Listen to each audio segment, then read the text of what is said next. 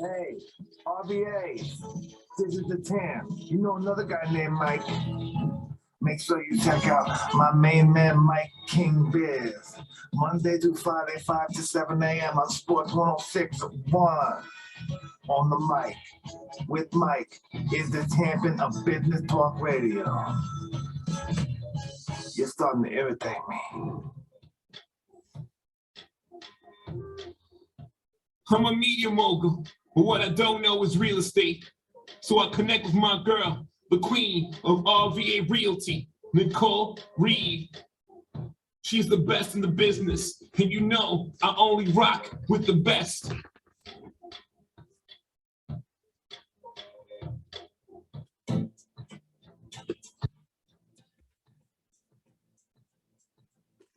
She's in the business. Mike King is in the business. Mike King is in the business. Mike King is in the business, man. Ladies and gentlemen, welcome back to Mike, the premier business radio program around.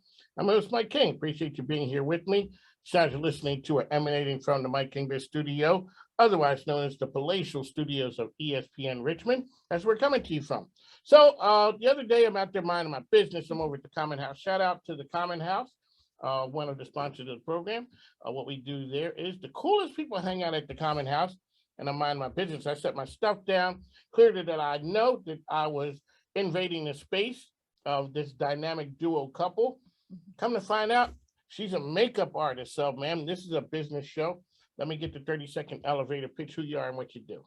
Well, my name is Cierra Wilson. I'm the owner of the Beauty Poodle Experience. The Beauty Poodle? Yes, Beauty Poodle Experience.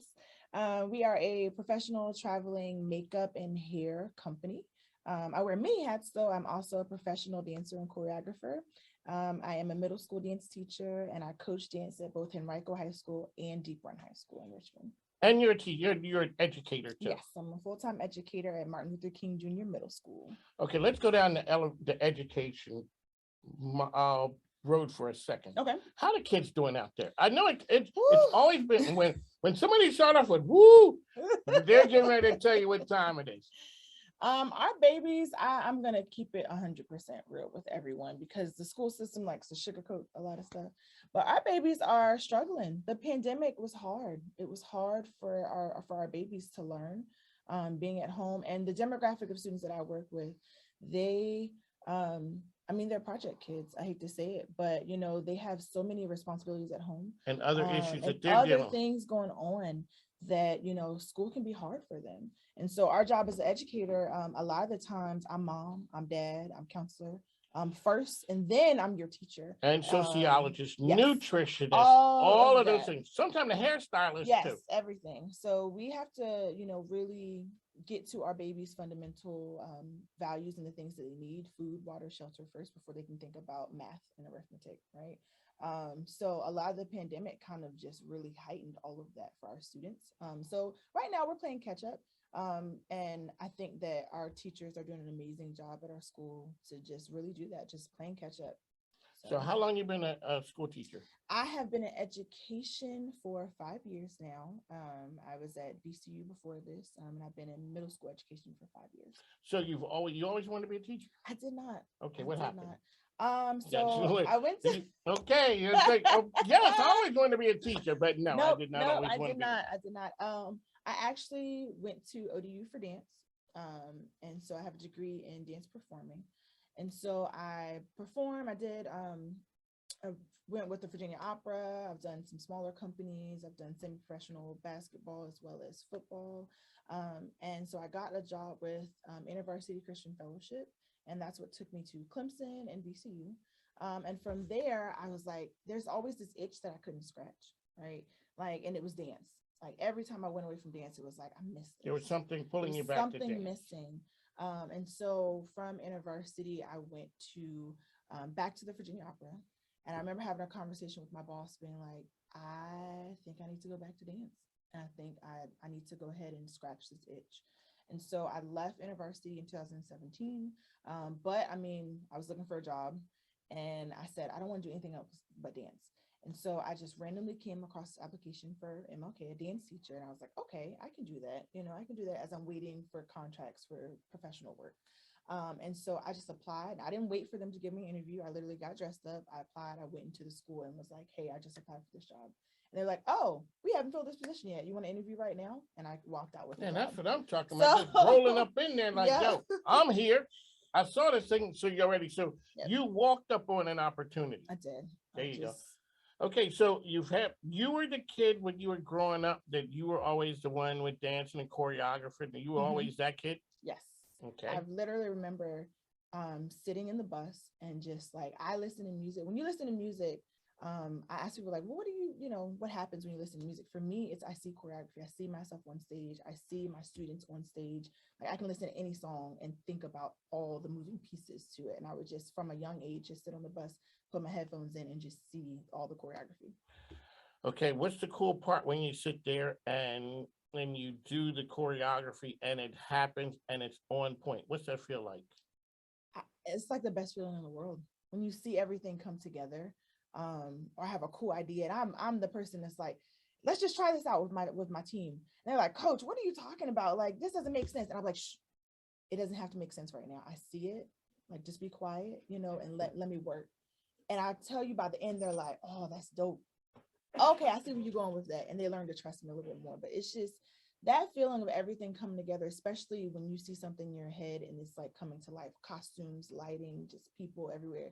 It's just, it's unexplainable. Most people don't understand that world. There's certain things that people get when it comes to dance. One is Fame, the TV show.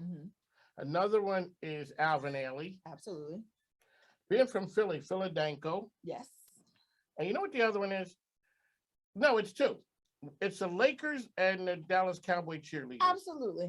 So, we don't understand all of the steps that it takes. So we see a music video and they got cool dancer.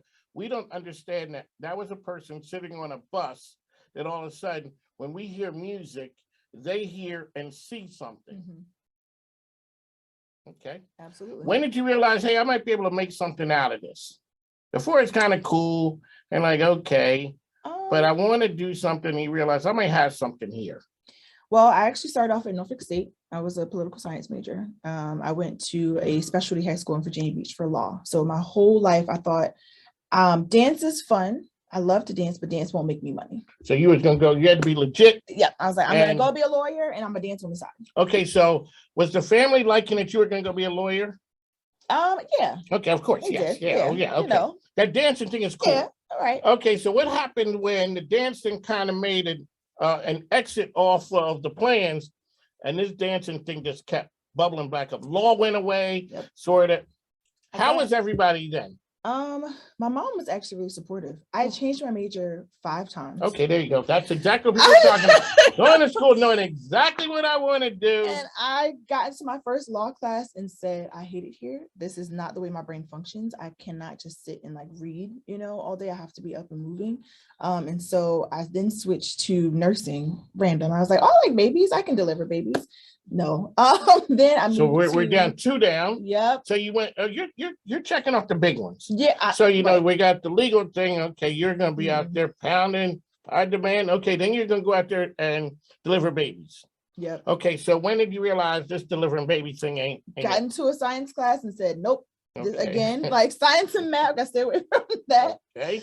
But you're still dancing. Still dancing. And you still got that dancing itch, and yes. you're trying to hold it in check. Yes. Are you doing a good job? I am doing a good job. Okay, you're doing a good job. Even though you're these other career things you're moving along, enjoying college. Okay, so you realize that the nursing thing. What was next?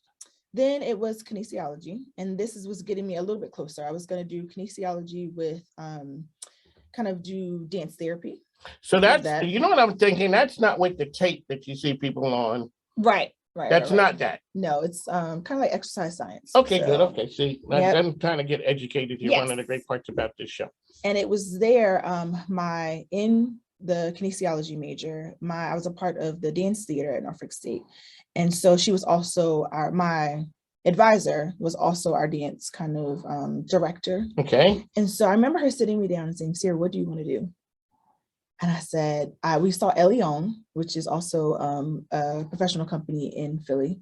Sean Lemaire and a lot of University of the Arts students are in that company.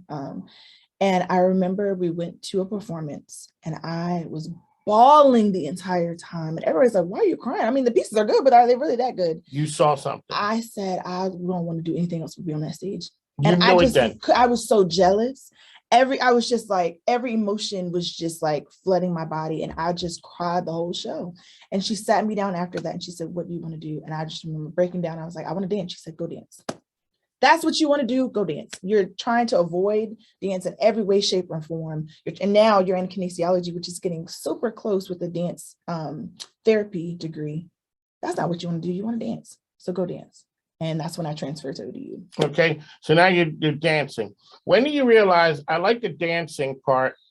And is everybody who's a dancer is not a choreographer? Absolutely not. And everybody who is a dancer and choreographer can also not teach. Okay. It's very, everybody. So you had a person who's a good dancer, the up two, no, that's the Army, I'm sorry. Like the 1, 2, you can, that person, okay, there's that level. Right. Then you have a person who can put the dance routines together, but they don't have the mechanism to teach people that. Right.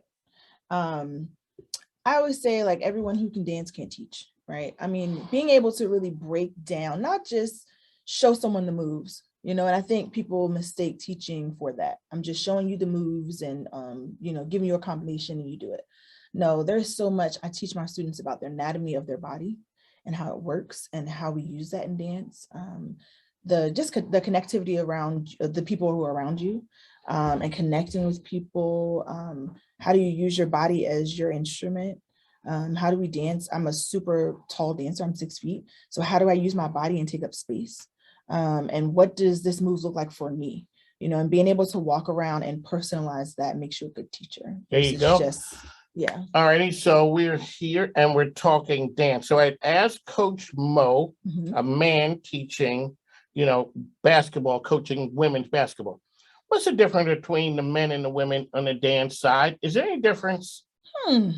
Well, obviously, for certain roles, there's a difference.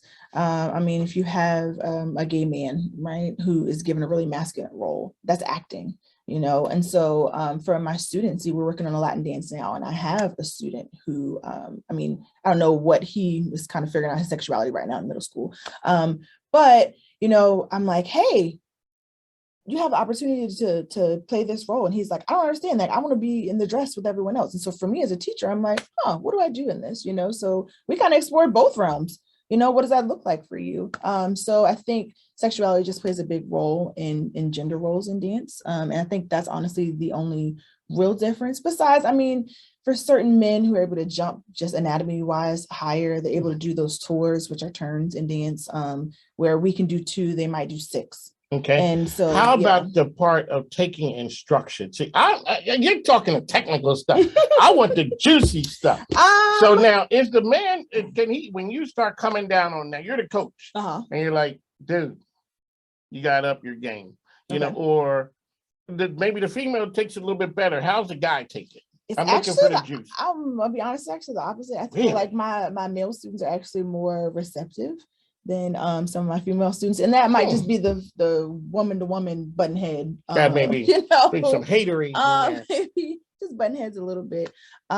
Versus my male students are so passionate and wanting to do it, and especially in a space where they're not typically in society allowed to. So they're hungry, a little bit more hungry for it, where female students might feel a little bit more entitled. Okay, you are a business owner. You're launching your business. Let's show some love there. What are you doing? What are you trying to do? And what's out there for you?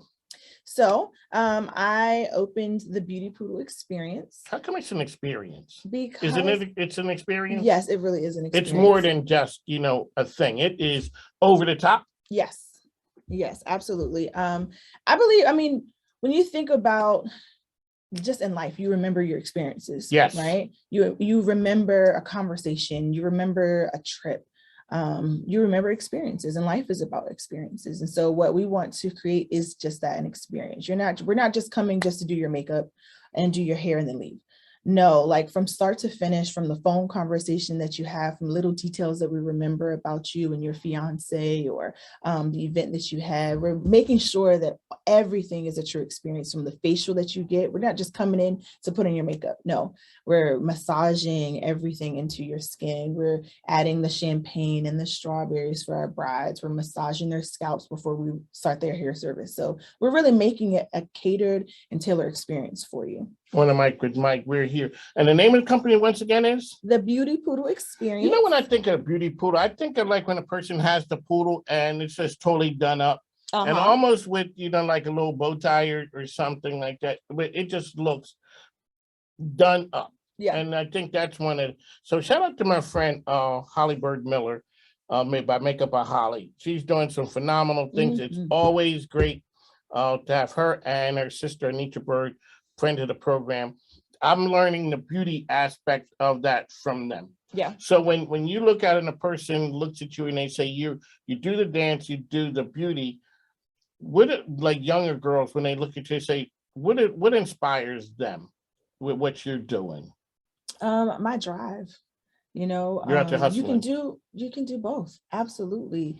I tell my girls to reach for the stars, you know, like everything that I push them hard.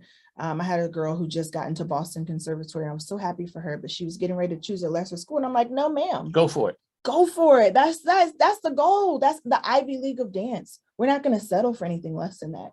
So, you know, just even pushing my students that you can achieve greatness. And I'm a walking example of that. I'm dominating 2 fields right now, and you can have it. You don't have to choose. Like, you can truly do whatever you want in life.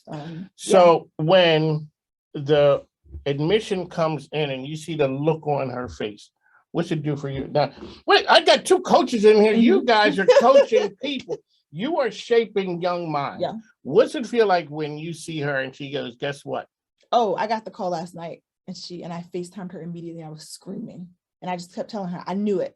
I knew you were going to Boston, even when you didn't know you were going to Boston. You saw it. I saw it, and I knew it. And she was like, thanks, coach. You know, she's so happy, and to see her smiling just made me smile. So amazing. I asked him, what's it feel like the first time somebody called you coach?